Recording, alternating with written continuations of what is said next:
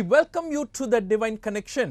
Divine connection यानी अलौकिक संपर्क में आपका स्वागत है। You may be wondering, why we are saying connect with God regularly and on a regular basis. Whenever you watch this program, we emphasize this. आप इस प्रोग्राम को देख रहे होंगे तो सोच रहे होंगे कि हमेशा जब भी इस प्रोग्राम में हम आते हैं तो इसी तरह से आपसे कहते हैं कि परमेश्वर से जुड़िए। And sometimes you may be thinking, saying the same thing every day or every time the program is on. शायद कुछ लोग सोच रहे होंगे जब भी प्रोग्राम ऑन होता है हमेशा यही तो कहते हैं। I want to tell you why we are saying this. मैं आपको बताना चाहता हूं कि हम ये क्यों कहते हैं। We believe that it is important because God is our creator.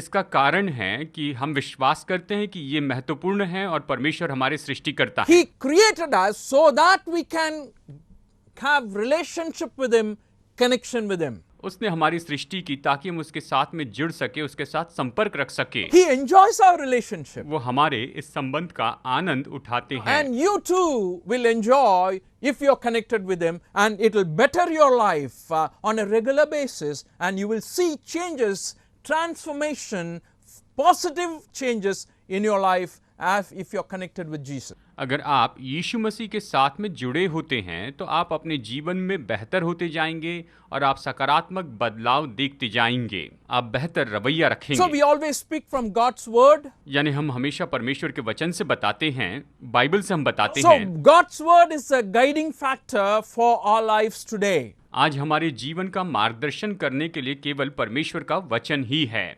Recently we were talking about a few incidents after the resurrection of Jesus Christ. हाल ही में हम कुछ ऐसी घटनाओं के बारे में बात कर रहे थे जो यीशु मसीह के पुनरुत्थान के बाद में हुई थी। How the disciples of Jesus Christ had a lot of emotions and feelings, and they were experiencing a lot of anxiety, and how Jesus Christ ministered to Yeshu them. मसीह के सारे चेलों में वहां पर बहुत ही चिंता थी, बहुत सी परवाह थी, व्याकुलता थी और कैसे प्रभु यीशु ने उनकी सेवा की। So when he rose from the dead, Bible very clearly says Jesus did not just appear one time. और जब यीशु मृत्यु में से जी उठे तो बाइबल स्पष्ट कहती है कि वो केवल एक बार प्रकट नहीं हुए, But he appeared to so many people over the span of 40 days. लेकिन 40 दिन के समय काल में वो बहुत से लोगों पर प्रकट हुए हैं, बहुत से लोगों को दिखाई दिए। I am not saying this. मैं ये नहीं कह रहा हूँ, Bible says this. बाइबल ये सब कुछ कहती है। In the Bible we read that Jesus Christ appeared to various people and proved himself that he was alive using convincing factors. Bible में हम पढ़ते हैं कि यीशु मसीह बहुत से लोगों के सामने प्रकट हुए और उन्होंने साबित किया कि वो जीवित हैं। Maybe it is good to read that verse. चलिए अच्छा होगा कि हम इस वचन को पढ़ लेते हैं। Luke is a historian, he writes a lot of things. He is also a doctor, and he writes in his book Acts of the Apostles, chapter 1 verse 3, it goes like this: After his suffering, he showed himself to these men and gave, listen carefully, many convincing proofs that he was alive. He appeared to them over a period of 40 days and spoke about the kingdom of God. He proved that he is alive to all those who believed in him. That's what we understand here. देखिए, लूका एक इतिहासकार था और उसने इस तरह से प्रेरितों के काम अध्याय 1:3 में कहा, उसने दुख उठाने के बाद बहुत से पक्के प्रमाणों से अपने आप को उन्हें जीवित दिखाया और 40 दिन तक वो उन्हें दिखाई देता रहा और परमेश्वर के राज्य की बातें करता रहा। यानी हम देखते हैं कि यीशु मसीह ने जी उठने के बाद में बहुत से लोगों के सामने वो प्रकट हुए थे। He showed himself to the people who believed in him. उस पर विश्वास करने वाले लोगों के सामने उसने खुद को प्रकट किया। He did not show himself to the Pharisees. उसने खुद को फरीसियों के सामने प्रकट नहीं किया। He did not show himself to the teachers of the law. उसने खुद को व्यवस्था के शास्त्रियों के सामने प्रकट नहीं किया। Suppose you're wondering and asking me why he didn't appear to these Pharisees and teachers of the law. शायद आप ये सोच रहे होंगे कि वो यहाँ पर फरीसी और व्यवस्था के शास्त्रियों के सामने क्यों प्रकट नहीं हुए। My simple answer would be to say that they would not have believed even if Jesus had appeared to them. तो मेरा सरल उत्तर यही है कि अगर यीशु उनके सामने प्रकट हो भी जाते तो भी वो उस पर विश्वास नहीं करते, वो उस पर विश्वास नहीं करते। Because these are a group of people, even after adequate evidence is given, still they would refuse to believe. क्योंकि ये तो ऐसे लोग थे कि उन्हें चाहे विश्वास के लिए कितने भी सबूत दे दें तो भी विश्वास से इनकार करते। There may be some people like that today also. शायद आज भी ऐसे कुछ लोग होंगे। You know, there was one incident in the life of Jesus Christ that is interesting. यीशु के जीवन में एक घटना हुई जो कि बहुत ही दिलचस्प थी। He did a grand miracle of raising Lazarus. उसने लाजर को मरे हुए में से जिलाने का बहुत ही अद्भुत काम किया था। This family lived in Bethany, loved very much by Jesus ये Christ. परिवार जो बैतनी में रहता था, प्रभु यीशु मसीह उनसे बहुत प्यार करते थे। Lazarus was sick and he was dead for 4 days. लाजर बीमार था और वो मर गया और उसके मरने के बाद 4 दिन बीत गए, 4 दिन हो गए थे। And Jesus, after raising him from the dead, everybody were praising him and some put their faith in him. But this group of people, you know what they did? जब लाजर को प्रभु ने मुर्दों में से जिलाया तो बहुत से लोगों ने उस पर विश्वास किया, लेकिन इस समूह के लोगों ने क्या किया? जानते हैं ये जो समूह के लोग थे उन्होंने क्या किया? The teachers of the law and the Pharisees, it says, they plotted to kill him. Shastri और फरीसी जो लोग थे उन्होंने यीशु की हत्या करने का षड्यंत्र रचा। No wonder Jesus did not appear to और them. इसमें कोई आश्चर्य की बात नहीं कि यीशु उनके सामने प्रकट नहीं हुए थे। ये कोई आश्चर्य नहीं था, Because he knew that even if he appeared, those people would not believe him. क्योंकि वो जानते थे कि चाहे वो उनके सामने प्रकट भी हो जाए तो भी ये लोग उस पर विश्वास नहीं करेंगे। That is why he appeared to all those people who believed him, followed him. और इसलिए वो उन सभी लोगों के सामने प्रकट हुए जो उस पर विश्वास करते थे और उसके पीछे चलते थे। He appeared to Mary Magdalene. वो मरियम मगदलिनी के सामने प्रकट हुए He appeared to the women who came from और Galilee. वो स्त्री के सामने भी प्रकट हुए जो कि गलील से आई As थी। we meditated last week, he appeared to the disciples on the road to Emmaus. और जैसे हमने पिछले हफ्ते देखा, अम्मुस के मार्ग पर वो अपने चेलों के सामने भी प्रकट हुए थे And he appeared to Peter. और वो पतरस के सामने प्रकट He हुए। appeared to all the apostles when Thomas was not there. जब थोमा वहां पर नहीं था उस समय वो सभी प्रेरितों के सामने प्रकट When हुए। Thomas doubted, he appeared to Thomas along with the disciples. और जब थोमा ने संदेह किया तो थोमा के रहते हुए बाकी सभी प्रेरितों के सामने वो प्रकट हुए। He appeared to 7 disciples in the Sea of Galilee. वो गलील के झील के पास 7 चेलों के सामने प्रकट हुए थे। And once he appeared to 500 people at the same time or one time. और एक बार तो ऐसा हुआ कि एक ही समय में वो 500 लोगों के सामने प्रकट हुए थे। 1 Corinthians 15:6 says like that. पहला कुरिन्थियों अध्याय 15 वचन 6 ये कहता है। And then he appeared to James, the brother of Jesus और Christ. फिर वो याकूब यानी यीशु के भाई के सामने भी प्रकट हुए And थे। then he appeared to his disciples during ascension. और फिर स्वर्गारोहण के समय वो अपने चेलों के सामने प्रकट हुए थे।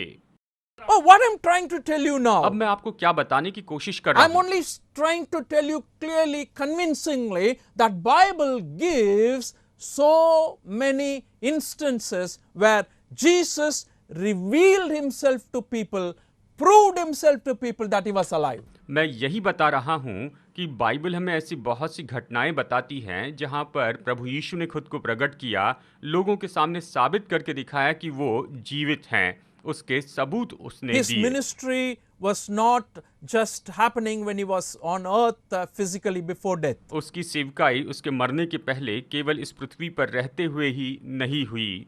Today I want to share about the ministry of Jesus Christ after resurrection and how he ministers to us today. आज मैं आपको बताना चाहता हूँ कि पुनरुत्थान के बाद में यीशु मसीह की सेवकाई कैसी रही और आज भी वो कैसी अपनी सेवा करते And हैं। that is very, very important because sometimes we think, oh, he lived for 33 years and he died, he rose again, and that's all, his work is over. ये बहुत ही महत्वपूर्ण है क्योंकि हम सोचते हैं वो 33 साल तक जीवित रहे, उन्होंने अपनी सेवकाई की और उसके बाद वो मर गए। What has happened to Jesus after resurrection? पुनरुत्थान के बाद यीशु के साथ क्या हुआ? We told that he appeared for 40 हमने days. कहा कि 40 दिन तक वो लोगों पर प्रकट हुए And then what had happened was he ascended into heaven. और फिर उसके बाद में क्या हुआ? वो स्वर्ग में उठाए गए। And we need to understand, first of all, that right now Jesus Christ is seated at the right hand of the majesty in heaven. अभी हमें ये समझना होगा कि इस समय प्रभु यीशु मसीह महिमा में अपने पिता परमेश्वर के दाहिनी ओर हैं, वो वहां हैं। And what does that have to do with me?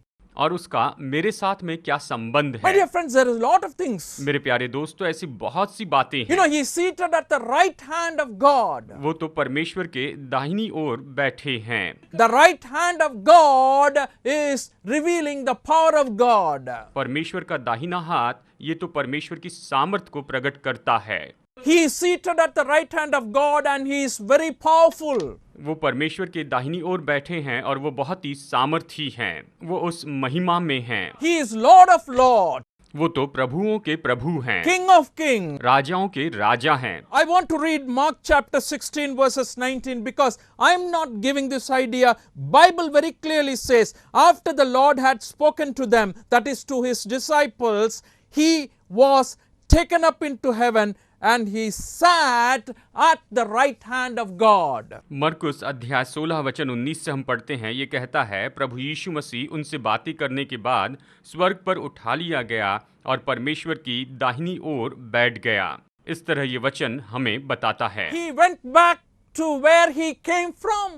वो जहां से आए थे वहां पर वापस लौट गए। The writer of Hebrews also in chapter 1:3 explaining the same thing. The Son is the radiance of God's glory and the exact representation of his being, sustaining all things by his powerful word. And after he had provided purification for sins, he sat down at the right hand of the majesty in heaven. इब्रानियों का लेखक इब्रानी 1:3 में कहता है, वो उसकी महिमा का प्रकाश और उसके तत्व की छाप है और सब वस्तुओं को अपनी सामर्थ के वचन से संभालता है। वो पापों को धोकर ऊंचे स्थानों पर महामहीन के दाहिने जा बैठा। इस तरह से ये इब्रानियों का लेखक हमें बताता है कि वो महामहीन के दाहिने जा बैठा।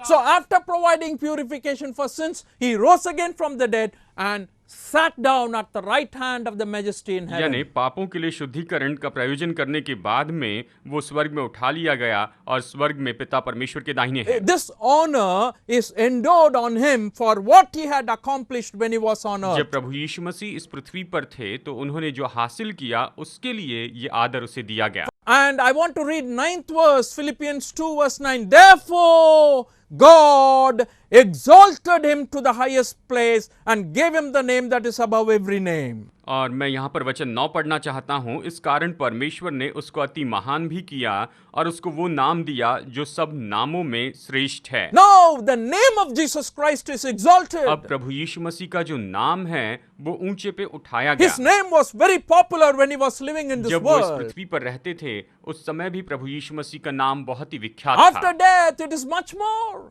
और उसकी मृत्यु के बाद तो और ज्यादा विख्यात हुआ। The power of Jesus' name is available to you today. आज प्रभु यीशु मसीह के नाम की सामर्थ आपके लिए उपलब्ध When he है। rose again from the dead, his name, he says, all the knee will bow, every knee will bow, every tongue will confess that Jesus Christ is Lord. और जब वो मुर्दों में से जी उठे तो इस तरह से कहा गया कि यीशु के नाम में हर एक घुटना टिकेगा और हर एक जीभ उसका अंगीकार करेगी पिता परमेश्वर की महिमा के लिए।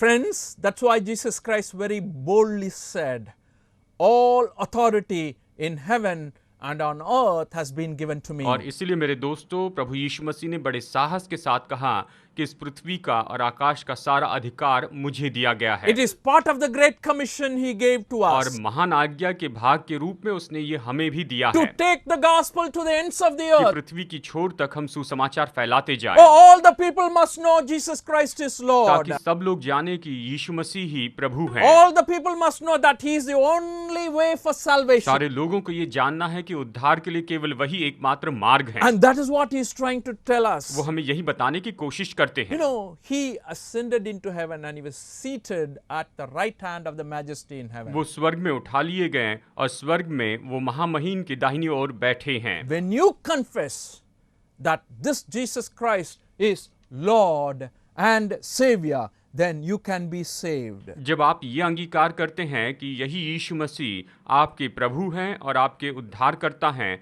तो आप उद्धार प्राप्त करते हैं। I want to read a verse from the book of Romans chapter 10 verse 9. Romeo अध्याय 10 वचन 9 में यहाँ पर पढ़ना चाहता It हूँ। says that if you confess with your mouth Jesus is Lord and believe in your heart that God raised him from the dead, you will be saved. कि यदि तू अपने मुंह से यीशु को प्रभु जानकर अंगीकार करे और अपने मन से विश्वास करे कि परमेश्वर ने उसे मरे हुए में से जिलाया, तो तू निश्चय उद्धार पाएगा। You need to confess, you need to believe that this Jesus Christ is Lord. आपको अंगीकार करना होगा, विश्वास करना होगा कि यही प्रभु यीशु मसीह प्रभु हैं, That is why he is risen from the dead. और इसीलिए वो मुर्दों में से जी उठे हैं, And he is seated at the right hand of the majesty in heaven. और वो स्वर्ग में महामहीन के दाहिनी ओर बैठे हैं। You can call him Lord today. आज आप उसे प्रभु कह सकते हैं। You know, it is a choice that he gives to everybody. देखिए, ये ऐसा चुनाव है जो वो सभी को देते हैं। Some of you who are watching this program may have already accepted him as Lord and इस Savior. प्रोग्राम को देखने वाले आप में से कुछ लोगों ने शायद उसे पहले अपने प्रभु और उद्धारकर्ता के रूप में स्वीकार कर But लिया। there may be many others who are watching this program who knew about him or who knows about him and yet did not give yourself to his lordship. लेकिन आप में से ऐसे भी कुछ लोग होंगे जो जानते हैं कि वो उद्धार करता है, लेकिन आपने अब तक उसके प्रभुत्व में अपना समर्पण नहीं किया है। But I want to tell you, there is going to be a day, every knee is going to bow down and accomplish this one statement, Jesus Christ is Lord. लेकिन मैं आपको बताना चाहता हूं कि हर एक घुटना टिकेगा और हर एक जीभ ये अंगीकार करेगी कि यीशु मसीह ही प्रभु हैं, ये मानेंगी। So, Jesus Christ is seated at the right hand of the majesty in heaven. यानी प्रभु यीशु मसीह स्वर्ग में महामहीन के दाहिनी ओर बैठे हैं, वो परमेश्वर के दाहिनी ओर बैठे हैं। After resurrection that happened. पुनरुत्थान के बाद में ये हुआ है। One more thing that is very importantly, transforming or changing our lives after resurrection is the blessing of the Holy Spirit in the lives of believers. पुनरुत्थान के बाद में एक और बड़ा बदलाव जो हमारी जिंदगी में आता है वो है कि हम अपने जीवन में पवित्र आत्मा की आशीष प्राप्त करते हैं। हमारे जीवन में पवित्र आत्मा की आशीष होती You है। know, it can happen or it could have happened only after the ascension, only after the resurrection. ये केवल प्रभु यीशु मसीह के उठाए जाने के बाद में ही होना था। And New Testament believers have this privilege. और नए नियम के विश्वासियों के पास में ये सौभाग्य था। The resurrection gave us the privilege, and the ascension kind of started this when the Spirit of God could come and indwell in our hearts. यीशु के पुनरुत्थान के बाद जब वो उठाए गए, केवल तभी ये संभव हो सका कि परमेश्वर का पवित्र आत्मा आकर हम में वास करें और वो हम में निवास करें। And this blessing is something that happened after resurrection. और ये तो ऐसी आशीष है जो कि पुनरुत्थान के बाद में हुई है। In the book of Acts chapter 2, when Peter was preaching, after Jesus' resurrection, in his first preaching, one of the things he clearly emphasized is when the people asked, what should I do to be saved, or what should we do to be saved? यीशु के पुनरुत्थान के बाद प्रेरितों के काम अध्याय 2 में जब पतरस ने प्रचार किया तो उसके पहले संदेश के बाद लोगों ने पूछा, हमें उद्धार पाने के लिए क्या करना चाहिए? He said, repent and be baptized, every one of you, in the name of Jesus Christ, and you will receive the gift of the Holy Spirit. तब उसने कहा कि तुम अपने पापों से मन फिराओ, यीशु पर विश्वास करो और यीशु मसीह के नाम में तुम बपतिस्मा लो, तब तुम पवित्र आत्मा का वरदान पाओगे, इस तरह उसने कहा। But this has been something that we are expecting for a long time. यानी ये तो ऐसी बात थी जिसके लिए काफी समय से हम अपेक्षा कर रहे थे। The Jewish people were expecting this. यहूदी लोग इसकी अपेक्षा कर रहे थे। It was promised by Joel. Joel ने इसकी भविष्यवाणी करके प्रतिज्ञा की थी।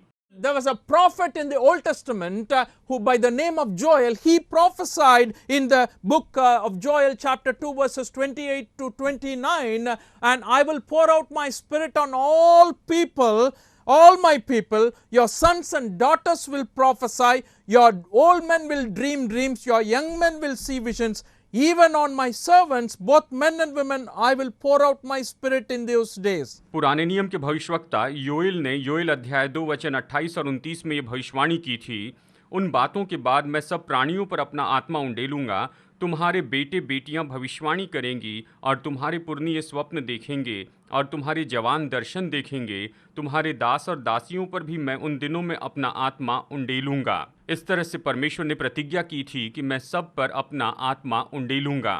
Why I am connecting the post-resurrection ministry of Jesus Christ with the Holy Spirit is because of this one important verse in the Gospel of John. यूहन्ना रचित सुसमाचार में एक महत्वपूर्ण वचन के कारण मैं यीशु मसीह के पुनरुत्थान के बाद की सेवकाई को पवित्र आत्मा के साथ में इसीलिए जोड़ रहा हूँ। In the Gospel of John 7th chapter verses 38 to 39, यूहन्ना रचित सुसमाचार अध्याय 7 वचन 38 और वचन 39 कहता the है, truth that is revealed is very, very clear. The Spirit was not given because Jesus was not yet glorified. यहाँ पर सच्चाई स्पष्ट रूप में बताई गई है क्योंकि आत्मा अब तक न उतरा था, क्योंकि यीशु अब तक अपनी महिमा को न पहुंचा So था। he has already been telling, I should go and I will send you the comforter. वो तो पहले बता रहे थे कि मुझे जाना होगा ताकि मैं तुम्हारे लिए उस सहायक को भेज सकूं। If I do not go, he cannot come. अगर मैं नहीं जाऊंगा तो वो आ नहीं सकता है। Therefore, his going, his resurrection and his ascension paved the way for the Spirit to come in to dwell in our hearts. और इसीलिए उसके उठाए जाने के कारण वो मार्ग बना जिसके कारण पवित्र आत्मा आ सके। Romans 8:11 to 13 says like this. Romeo अध्याय 8 वचन 11 से 13 इस तरह कहता है। I want to read the first two मैं verses. पहले दो वचन पढ़ना चाहता It हूँ। says, and if the Spirit of him who raised Jesus from the dead is living in you, he who raised Christ from the dead will also give life to your mortal bodies through his Spirit who lives in you.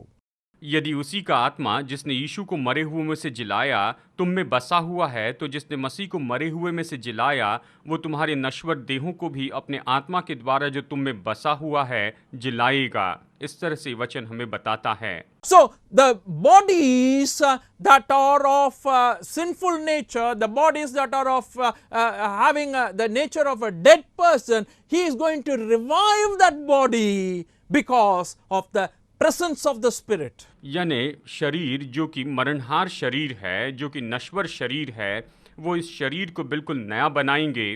पवित्र आत्मा की उपस्थिति के द्वारा इसे नया बनाएंगे। At the same time, you and I have a responsibility. और इसी के साथ साथ आपकी और मेरी जिम्मेदारी है। What is that responsibility? He is continuing to say in the 12th verse, therefore brothers, we have an obligation.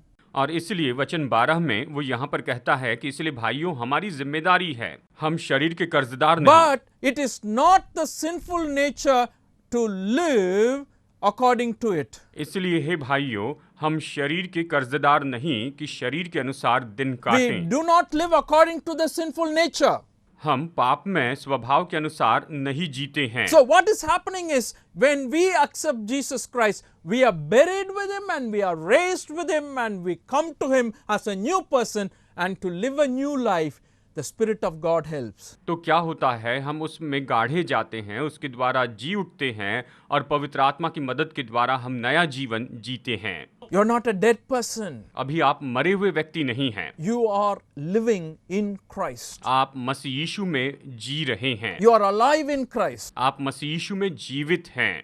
And that is the blessing because Jesus rose again and ascended into heaven. और यही तो वो आशीष है क्योंकि प्रभु यीशु मसीह जी उठे और स्वर्ग में उठाए गए। After resurrection, that's how he ministered to us. पुनरुत्थान के बाद वो हमारी इस तरह से सेवकाई करते हैं। And finally, I want to leave with you this one very important ministry of Jesus. और अंत में आपको यीशु की एक बहुत ही महत्वपूर्ण सेवकाई के बारे में बताता हूँ। After resurrection, Jesus is interceding for us to the Father. पुनरुत्थान के बाद यीशु मसीह पिता के सामने हमारे लिए मध्यस्थी करते हैं। 1 John chapter 2 verses 1 to 2 पहला यूहन्ना अध्याय 2 वचन 1 और 2 ये कहता है, says, My dear friends, I write this to you so that you will not sin, but if anybody does sin, we have one who speaks to the Father in our defense, Jesus Christ, the righteous one. He is the atoning sacrifice for our sins, and not only for us, but also for the sins of the whole world. हे मेरे बालकों, मैं ये बातें तुम्हें इसलिए लिखता हूँ कि तुम पाप न करो, और यदि कोई पाप करे तो पिता के पास हमारा एक सहायक है, अर्थात धर्मी यीशु मसीह। और वही हमारे पापों का प्रायश्चित है, और केवल हमारे ही नहीं वरन सारे जगत के पापों का भी, यानी केवल हमारे ही नहीं वरन सारे जगत के पापों का भी। इस तरह ये वचन हमें बताता He है is acting as our advocate. वो हमारे वकील के जैसे वहां पर काम करते हैं। वो वहां पर हमारे वकील हैं, He is our intercessor. वो हमारे मध्यस्थ हैं, And he's talking to God on our behalf. और वो हमारे बदले में परमेश्वर पिता से बातें करते And हैं। nobody can find fault in you because all your sins have been washed away on the cross of Calvary. और आप में कोई भी गलती नहीं ढूंढ सकता है, क्योंकि आपके सारे पाप कलवरी के क्रूस पर धो दिए गए हैं, And those sins were washed away और वो completely. पाप तो पूरी तरह से धो दिए गए हैं। When you believe in Jesus Christ and accept Him as Savior, your past, your present, and your future sins have been washed away. प्रभु यीशु मसीह पर विश्वास कीजिए, उसे उद्धारकर्ता स्वीकार कीजिए, तो आपके वर्तमान काल, भूतकाल और भविष्य काल के पाप धो दिए जाएंगे। And that is the assurance He gives to you. और यही तो वो शाश्वती है जो वो हमें देते हैं, And that's why nobody can accuse you. और इसीलिए कोई आप पर दोष नहीं लगा सकता है। Romans chapter 8 verses 33 to 34. We need to read that verse. Romeo अध्याय 8 वचन 33 और वचन 34 हमें ये पढ़ना ही होगा। Who will bring any charge against those whom God has chosen? It is God who justifies. Who is he that condemns? Christ Jesus, who died, more than that, who was raised to life. It is at the right hand of God and is also interceding for us. परमेश्वर के चुने हुओं पर दोष कौन लगाएगा? परमेश्वर ही है जो उनको धर्मी ठहराने वाला है। फिर कौन है जो दंड की आज्ञा देगा? मसीह ही है जो मर गया वरन मुर्दों में से जी उठा और परमेश्वर की दाहिनी ओर है और हमारे लिए निवेदन भी करता है, यानी वो हमारे लिए निवेदन करता My है। dear friends, what I'm trying to tell you is what Jesus is doing for us today at the right hand of the Father gives us confidence to come to Him. मेरे दोस्तों, मैं यही बता रहा हूँ कि यीशु मसीह आज पिता परमेश्वर के दाहिनी ओर जो कुछ भी करते हैं, उसके कारण हमें भरोसा होता है कि हम उसके पास में आए। We can approach the throne of grace with confidence. हम बड़े हियाव के साथ में अनुग्रह के सिंहासन के पास आ सकते हैं। He already paid whatever is due for my sins. मेरे पापों के लिए जो भी दाम चुकाना था, उसे प्रभु यीशु मसीह ने चुका दिया He है। washed away completely all the sins and its effects on me. उसने सारे पापों को और पापों के सारे परिणामों को मेरे ऊपर से निकाल दिया है। That's why I trust in Him and I go to Him and I say, Oh Lord, I belong to you and I want to live for you. और इसलिए मैं उस पर भरोसा करता हूँ, उसके पास में जाता हूँ और कहता हूँ कि प्रभु मैं आपका हूँ, मैं आप पर भरोसा करता हूँ। Jesus understands you today. यीशु मसीह आज आपको समझते हैं।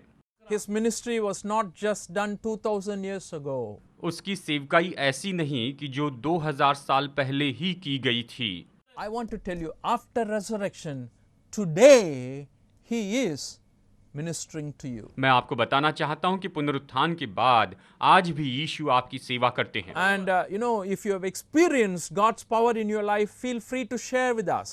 अगर आप अपने जीवन में परमेश्वर के पुनरुत्थान की सामर्थ का अनुभव करते हैं तो बताइए। You can email us. आप हमें ईमेल भेज सकते हैं। You can also contact us in the numbers given for each language. हर एक भाषा के लिए जो नंबर दिए हैं उसके अनुसार आप हमें फोन कर सकते हैं। You can study about God and His plan for your life in our website messagesfromtheguru.org. आप हमारी वेबसाइट messagesfromtheguru.org पर परमेश्वर के वचन का विस्तार से अध्ययन कर सकते हैं।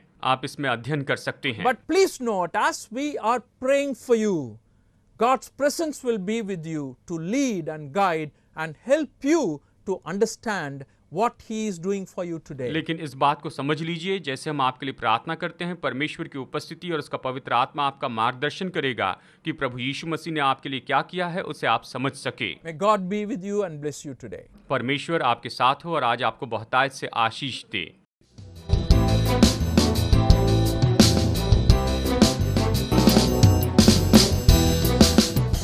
Study the Word of God in a private and personal way through our online study website. Contact number